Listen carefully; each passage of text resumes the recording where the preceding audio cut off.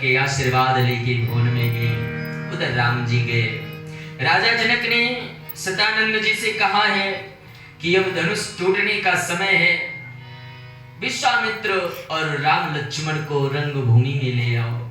गुरु सतानंद जी लेने गए और 10,000 राजा जिस भूमि में एकत्र हुए हैं, सबसे ऊंचा स्थान भगवान राम को दिया गया। सब मंचनते मंच एक सुंदर विशद विशाल, मुनि समेत 2 बंधुवर बैठारे महिपाल।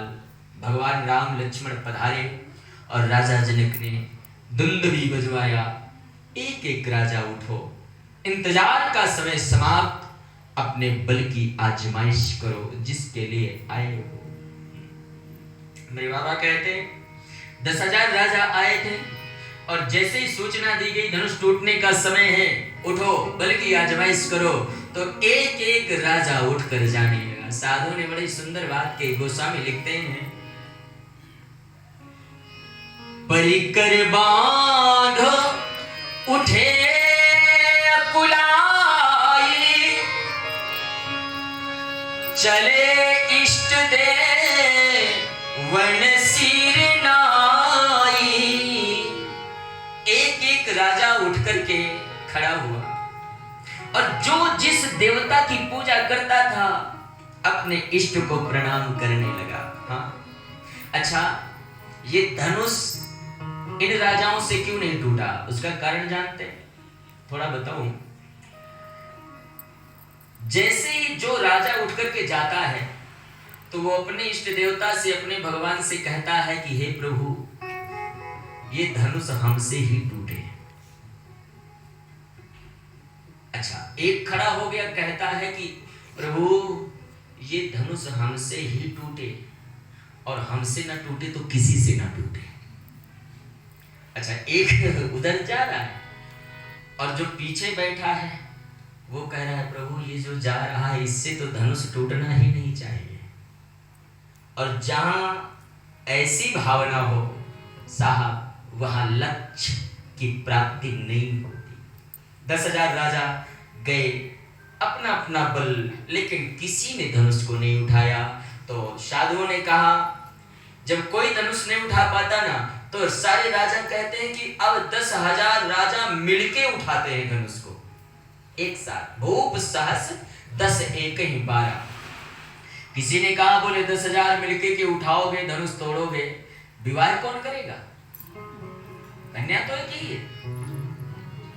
कोई तीसरा कहता है कि पहले धनुष उठाओ मिलके, तोड़ो, फिर अपनी अपनी तलवार निकालो और एक दूसरे से लड़ाई करो, जो लास्ट में बचेगा उसी के साथ विवाह होगा। महारानी सीता की मां पृथ्वी है, पृथ्वी को ये कहां मंजूर साहब। तो गोसाई मेरे कहते हैं 10,000 राजा भूप सहस 10 एक ही 12, लगे उठावन तरई न टारा, डिगे न शंभु सरासन कैसे, कामी बचन सती मन जैसे।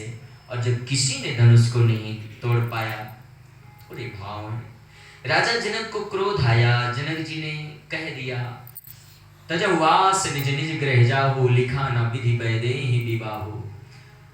कोई दुनिया में, धरती में कोई राजा है ही नहीं। अब जन को माखै भटमानी, वीर विहीन मही में जाने। दशरथ जनक जी ने कह दिया इस दुनिया में, इस धरती में कोई वीर है ही नहीं। और जैसे जनक जी ने कहा इस धरती पर कोई वीर नहीं है, लक्ष्मण भैया खड़े हो गए। और लक्ष्मण ने इतना जोर से चिल्लाया, तुमने कैसे कह दिया धरती पर वीर नहीं है? तुलसी मेरे लिखते हैं, लखन सकोप वचन जब बोले, डगमगाहि महि दिग्गज डोले। जब लक्ष्मण जोर से गर्जना करते हैं ना, तो धरती को 10 दिग्गज संभालने वाले कंपायमान हो गए। धरती नाव के समान भूचाल आ गया। और मैं जब लक्ष्मण जी बोले तो जितने राजा कुर्सियों में बैठे थे, कुर्सी उनके ऊपर बैठ गई, सब नीचे गिर गए। हाँ, किसी ने कहा ये हुआ कैसे? कोई बगल वाला कह रहा है, बोले वो जो 2 राजकुमार बैठे उनका छोटा भाई गुस्सा कर रहा है, क्रोध कर रहा है। और इसीलिए मैं कहूं ना कि जब रावण ने अंगद से कहा कि अंगद मैं वो राजा हूं कि जिसके चलने पर धरती हिलती है, अंगद कहता है मैं उस स्वामी का सेवक हूं जिसके बोलने में धरती हिलती है।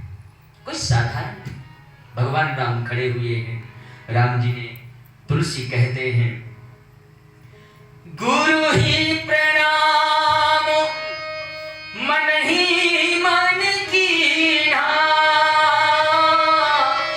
अति लाघव उठाई धनुली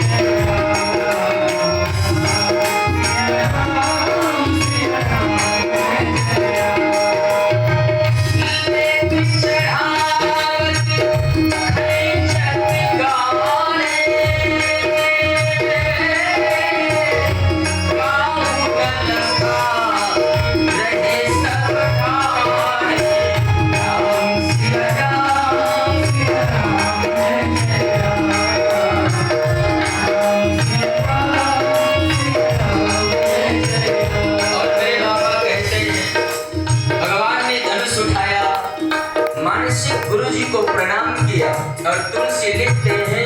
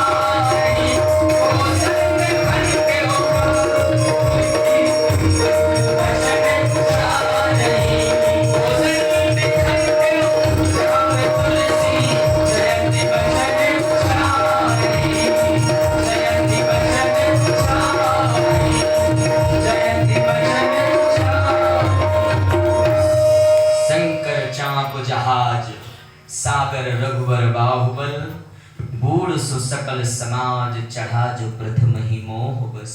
भगवान राम ने धनुष तोड़ा, माता जानकी ने, जनक जी ने आदेश दिया सीता को लाओ, राम जी के गले में बरमाला सुशोभित कराओ। और मेरे ठाकुर ने 10,000 राजाओं के बीच में धनुष का त्रिखंडन करके माँ जानकी से वरण किया। भगवान ब्रह्म राम आदि शक्ति का मिलन हुआ है और श्री राम जी के मंगलमयी विवाह की आप सभी को मंगल कामनाएं। भगवान